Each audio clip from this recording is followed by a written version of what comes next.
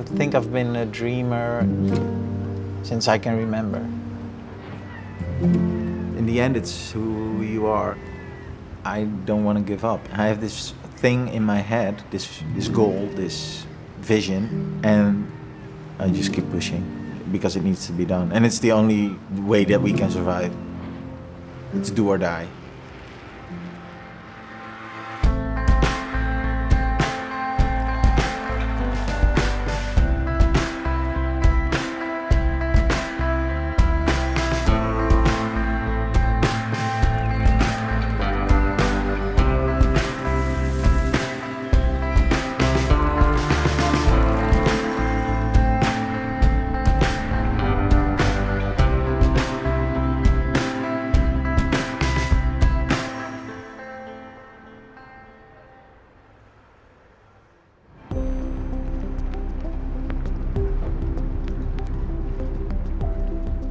So I'm a sixth generation fisherman.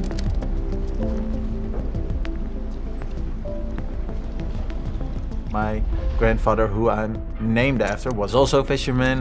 My family has been relying on the oceans and fishing business for many generations. Urk has a very strong culture and a strong tradition. Everybody is connected to the fishing industry. As a very young kid, I wanted to be a fisherman. And then somewhere around 16 years old, I actually joined my father on the boat. Zo staat het eentje les vaak zo doen die in de... Ja, maar... En een beetje proeven dat hij uit de vriezer komt. Ja, klopt. That's where I said, yeah, I want to do this for the rest of my life. When I joined my father on his boat, after 1 year of fishing, he decided to quit. He said, it doesn't make sense anymore that we have this big footprint on the ocean while catching our fish. At that moment, I didn't understand. What I thought I was going to do for the next couple of decades, that turned into dust.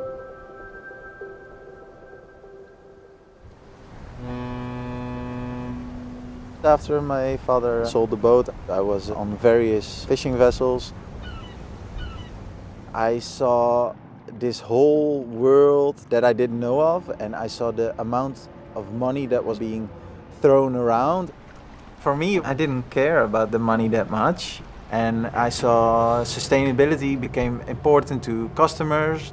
So from that moment on, I thought, let's do it completely different.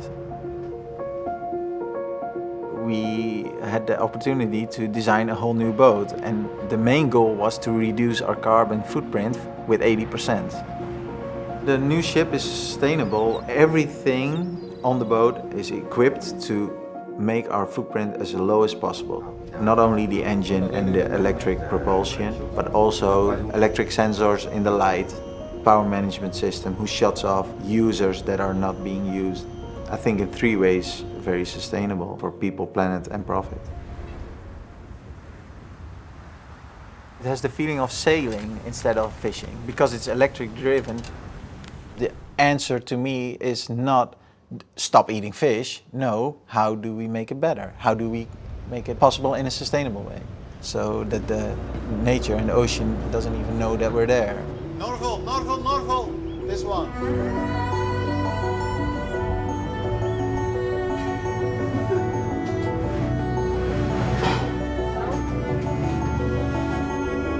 A little bit up.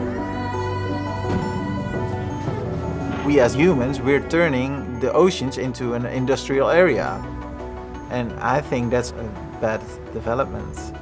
I think it's nature and we should be there with a super small footprint.